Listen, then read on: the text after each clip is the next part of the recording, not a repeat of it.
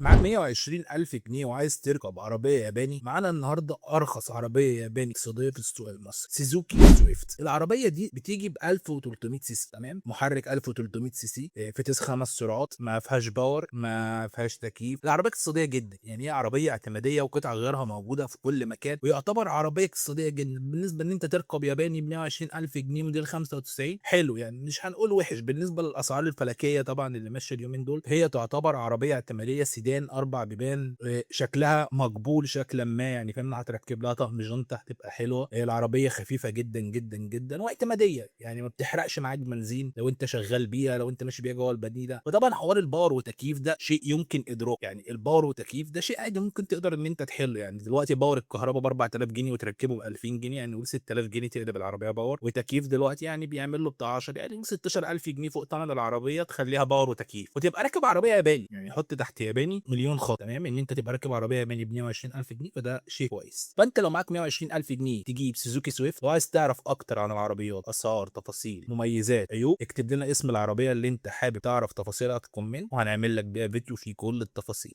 اعمل متابعه عشان يوصل لك كل جديد. انا حسن ناصر، وده محتوى عربيات.